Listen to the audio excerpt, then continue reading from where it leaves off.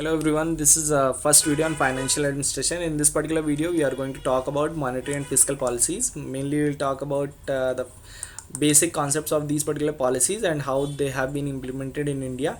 Not many questions have been asked from these topics in public administration, so mostly these topics are from economics. Administration part is missing. Most of the questions from administration have been asked from types of budgets, how the budgets are formulated, what are the process by which those budgets are made, as well as auditing and accounting. But still we need to know about these particular topics also in order to maintain some coherence, so that you can actually understand why the budgets are needed. So first we'll start with monetary policy.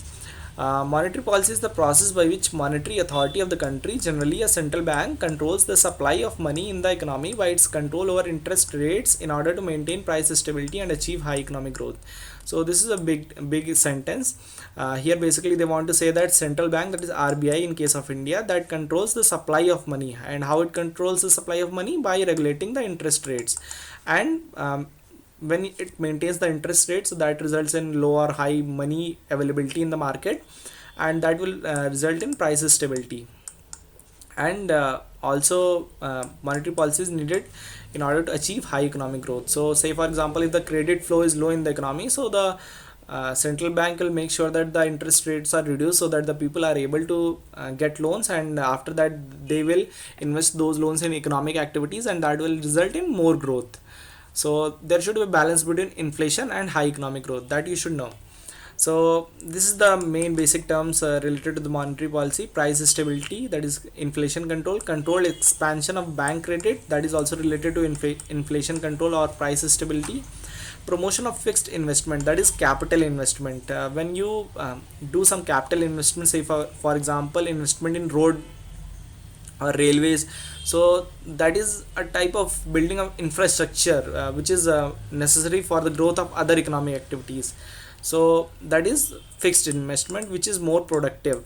There are two types of investment. Other is consumption expenditure. Say for example, if you buy 10-liter milk, so you will drink it, so that is like wasted money. But if you will buy a vehicle, you can use it continuously for a long time. There is a concept of depreciation of capital. So the capital gets used, but it is used for some other purposes. Say for example, if you purchase a car, so you will use it for traveling purpose, right? So that is the use of that capital investment, that is car purchasing. But if you will eat, or you will spend money on movies or anything which is related to consumption, so that money goes out of the whole economic process. So that is means that money is wasted. That is called revenue expenditure or consumption expenditure. Okay, so now you would have got the concept of fixed investment. Also RBI promotes efficiency in the banking sector. That is the how they should loan, so that they don't have that much non-performing assets. They should have more stability in their functioning. Also they should be computerized. Their function should be improved, so that is efficiency. Reduce the rigidity means banks should be autonomous. They should be able to control their own working. Their banking board should be autonomous, and that is also maintained by RBI. But at the same time, RBI keeps a watch on all the financial institutions, so that they do not indulge in any scam or such false trading which can harm the investors, that is customers. So I will tell you one by one what are the tools that are used by RBI. First is open market operations, OMO. So what happens in open market operations is that the RBI sells or buys the government securities from the public or the banks. So basically, when the money means when RBI wants to pour money into the market, so it will start it will start buying the government securities. So the people who are having government securities, they will sell it to RBI, and they will get money. And when they get money, they will invest it in productive assets or consumption or anything, but the money supply will be increased. But if the RBI is selling government security, so that means that you will just get a paper. Government security is nothing but paper on which the government promises you a certain amount of interest rate. Say for example 100 on 100 rupees government security, it will promise you 8% interest rate for 10 years, and after 10 years it will give you every year 8% interest, that is 8 rupees for every year. So it will pay you 80 rupees at interest for 10 years, and after 10 years it will return you 100 rupees. All right, so this is the whole concept of government security. So if the RBI is selling you government security, so the people will purchase it and they will give their money to the RBI, or banks will give their money to the RBI. Mostly most of the purchases are done by banks only. So this is how the RBI controls the whole monetary policy, money supply in the market. So you can understand these things now. Okay, then cash reserve ratio. What is cash reserve ratio? There is a concept of net demand and time liabilities. I will tell you what is net demand and time liabilities. What happens is that net demand. What is net demand? Net demand means whatever money you have means you have given to the bank, and you can demand it anytime. Say for example your savings or current account, savings account and current account, you can take out money anytime by your ATM or going to the bank and withdrawing money directly. So that is demand liability. And time liability means after a fixed amount of time the bank has to pay you back your money. Say for example fixed deposits. So fixed deposits are deposited for a certain amount of time, say for example 5 years. So the bank will be having that money for 5 years at any way, and after 5 years it has to give you back. So that is the concept of net demand and time liabilities. That is, all the demand liabilities and all the time liabilities are together added, and that becomes an NDTL. Now what is cash reserve ratio? So cash reserve ratio is a certain percentage of bank deposits which banks are required to keep with RBI in the form of reserves or balances. Here the balance is in form of cash, and the main feature of this CRR is that the banks do not get any interest rate on this particular money. Right now it's 4% in India, and for 4% of their net demand and time liabilities, the banks do not get any interest rate, but they have to maintain this balance with RBI. What is statutory liquidity ratio, SLR? SLR means that every financial institution has to maintain a certain quantity of liquid assets. What is liquid assets? Those assets which which are easy to sell, which can be liquidated any time, means which have a lot of demand in the market, that are known as liquid assets. So these liquid assets with themselves at any point of time of their total time and demand liabilities. These assets have to be kept in non-cash form such as government security, precious metals, approved securities like bonds, etc. So what are the liquid assets? Government securities, I already told you in detail about it. Precious metals like gold, silver, bullion, anything. Approved securities like bonds, they are also similar to government securities. The ratio of liquid assets to time and demand liabilities is termed as statutory liquidity ratio. So this SLR concept is that a certain amount of their net demand and time liabilities in the form of government security, precious metal and approved securities are to be kept with RBI. Right now it's 21.5% in India. So this much amount of money in the form of liquid assets, not in cash, in liquid assets, has to be kept with RBI. The main thing is that for this particular SLR, the RBI pays interest to the banks. Then coming on the bank rate policy. What is bank rate policy? This is the rate at which the RBI gives loan to the scheduled commercial bank or any other bank, and current rate is 7.75%. You can check it what is the current rate. I am not sure if it's 7.75% only, but this bank rate is long term policy rate. There are another, you would have also heard about repo and reverse repo. So reverse repo and repo are the short term policy rates, but this is a long term. The banks can take this amount of any amount of money at bank rate. Generally the bank rate is more than the repo rate and reverse repo rate. So the banks can take money at bank rate without paying any collateral, that is without placing any security deposit. All right, Then credit ceiling, this is another tool by which the RBI controls the money supply. It just tells the commercial banks to give credit up to a certain limit. So this is direct coercive method in RBI's hand. Then credit authorization scheme, say for example your this priority sector lending scheme, in which 40% of the total lending should be given to the priority sector, and in that priority sector also they have fixed like up to 10% you have to give to micro institutions, up to 18% you have to go give to agricultural sector, some percentage should be given to health or education. So that way credit authorization means making sure that the credit regulation is done by RBI as per the guideline. It authorizes the bank to advance loans to the desired sectors. All right. Then another tool is moral suasion, that is directly giving them instruction that give or don't give loans to this particular sector. Say for example, RBI may request commercial bank not to give loans for unproductive purpose, which does not add to economic growth but increases inflation. If the banks are giving too much money for any means consumption purpose, say for example for iPhones they are giving a lot of money, so that is not going into any productive asset, right? So that will just increase inflation in the economy.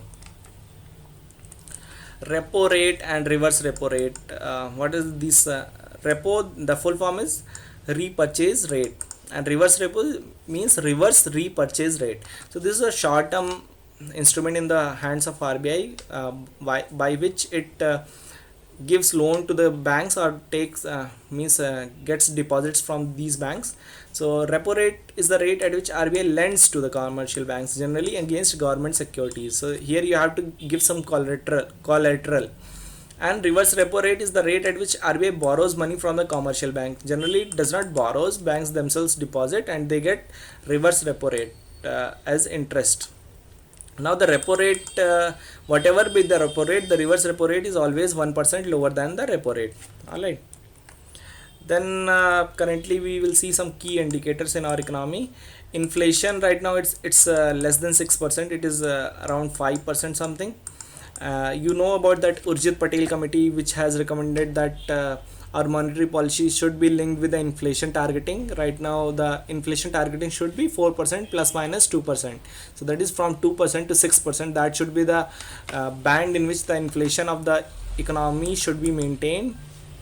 Then bank rate is 7.75%. I told you what is bank rate. CRR is 4%, SLR is 21.5%, repo rate is 6.75%, and reverse repo is 5.75%. As you can see that repo rate is always 1% higher than reverse repo, and also the bank rate is always higher than repo. If the repo rate is 6.75%, so bank rate is 7.75%. Bank rate is loaning for longer term, repo rate is loan for short term. And marginal standing facility, it is always 1% higher than repo rate. It is similar to bank rate. It is like repo, but minimum credit limit is 5 crores in repo rate, while 1 crore is marginal standing facility. And this marginal standing facility can be means loan with this scheme MSF can be taken only by scheduled commercial bank, but for repo rate the loans can be taken by anyone, government or non-banking financial institutions or development banks. Anyone can take loan for by using repo, but for MSF, using MSF only scheduled commercial banks are allowed. Also the credit limit means minimum credit is 1 crore in MSF, but if you want to take credit by repo rate, minimum 5 crore is required. So this is the major difference between these two. Okay, coming on the fiscal policy now. I think you have already understood monetary policy. Fiscal policy, the fiscal policy is concerned with the raising of government revenue and incurring of government expenditure. Basically everything what government does, it is related to fiscal policy. All the government expenditure, whichever sector government give money or invests money, say for example Manrega, that is also fiscal policy, or subsidies, giving subsidies for kerosene, oil or electricity, that is all part of fiscal policy.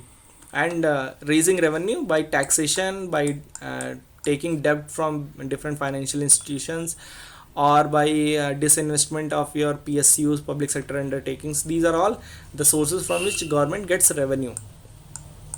So, in other words, fiscal policy refers to the policy of the government with regard to taxation, public expenditure, and public borrowing. So, these are the terms which are related to the fiscal policy. Main objective of the fiscal policy in India: development by effective mobilization of resources. This is the main motive of any fiscal policy, that you have to increase the taxation, increase public savings, that is, somehow reduce the wastage of expenditure in your government institutions or in public sector undertakings. Private savings, you know that recently the government launched gold monetization scheme. So what will happen, that people will save their gold or their money in the banks, and that will make sure that the economy is having more money in order to invest for capital assets or productive assets. So this all comes under fiscal policy. Second is efficient allocation of financial resources. Who allocates financial resources? Mostly the government allocates, but on the recommendation of finance commission. Earlier the planning commission used to recommend for planned resources. Right now it has been shifted to Niti Aayog. Then third is reduction in inequalities of income and wealth, and this is also main priority of government, that different regions of the country, they are not having that much income inequality. There should be a balanced growth. And also wealth means that there should not be too much difference between the richest and the poorest in any nation. So then the fourth objective is price stability and control of inflation. You have already seen that the monetary policy is generally too much linked with the control of inflation only, but fiscal policy also has a big part or a big role to play in controlling inflation. Say for example, if the government allows in import of say for example rice, and rice is in low quantity in our domestic markets, that will make sure that the price of rice increases too much. So that's why the fiscal policy is necessary. It controls import, export, it will control hoarding, it will control black marketing and all those things. So that's how it controls inflation. Or it will not give too much grain for free, or it will give grain for free by your PDS system, or it will not increase such schemes like Manrega, in which the people are getting more income in order to spend, or it will increase so that people can spend. So you can understand how the fiscal policy works. Employment generation, this is a big objective of any government, in order to provide employment to its population so that they can live and survive. Then balanced regional development, already told. Then reducing the deficit in the balance of payment. What is balance of payment? Balance of payment means the payment system means whatever income we have from foreign countries and whatever money is going to the outside the boundaries of the India, whatever is the balance, that is known as balance of payment. Right now we have positive balance of payment, but we have current account deficit. What is current account deficit? What is capital account deficit? What is balance of payment? These things you should be totally clear of. These are all the part of economy. I am not going to tell you everything here. Capital formation is also one of the objectives of fiscal policy. Increasing national income. If the growth will happen, so national income will automatically increase. Development of infrastructure. All the roads, railways, ports, energy sector, everything is being done by government only. So you know that what is infrastructure.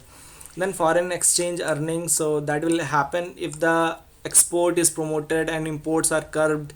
And somehow we say for example, if we are importing too much oil from other countries to our country, so if we improve the domestic production of oil, so that will result in low imports, so that will reduce the expenditure of foreign income, and that will improve the foreign exchange. So these are some of the points of fiscal policy. See, these two topics are about whole economy. Means it's not very small topics. You can keep on reading about them again. Anyway, these are some of the main points which I have noted related to the current happenings that are happening in monetary and fiscal policy. They are all related to economy. I'll read them one by one.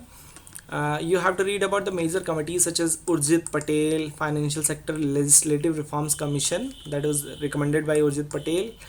uh, subsidy major subsidies like petroleum subsidy, electricity subsidy, fertilizer subsidy, food subsidy, minimum support price, Jandhan Yojana related to financial inclusion, Bharatiya Mahila Bank related to gender empowerment, Kisan Vikas Patra related to farming, helping farmers, Small and Payment Bank related to financial inclusion, Sarfaisi Act in 2002, it is related to recovery of non-performing asset NPA, all recovery of debts which have become bad.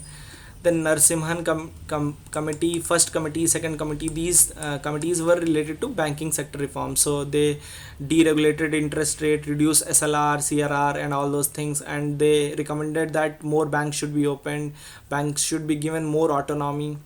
Then Nachiket More Committee, this was related to financial inclusion. It recommended access to credit to poor people, universal electronic bank system by using Aadhaar, customer protection, access to insurance and investment. All these things were recommended by Nachiket More related to financial inclusion. Aadhaar scheme, you know about that, that everyone will be given this particular number, and that will be related to their biometric identification, that is their thumb, their imprint of all fingers and that retina scan. So everyone will have a unique Aadhaar, and that will make sure that all the services are delivered via Aadhaar to them. Goods and services taxes related to taxation reforms, Shanta Kumar committee reforms in Food Corporation of India, Niti Aayog, before that Planning Commission, all they were the major planners of the fiscal policy of India.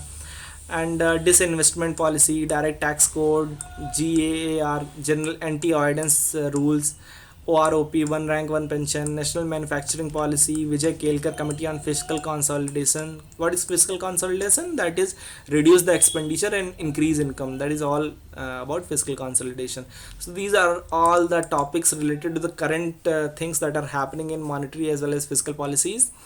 And that's it. I cannot explain each and every topic, but this is just for giving you an a idea about what is this all about monetary and fiscal policy. And before I end this lecture, I want to tell you that most the question, they asked only one question, that is what are the changes, major changes in 1991 related to monetary and fiscal policy, and how they have impacted our whole economy from 1991 to 2001. So right now they can ask that what are the major changes in our monetary and fiscal policy from 2001 to 2012, and how they are impacting our whole economy. So that's it. In next video we'll learn about types of budgets and their significance along with purpose and function of the budget. This topic is very important for public administration. So we will learn in detail about different types of budgets and their proper differentiation. So thank you so much for watching this video, and see you next video.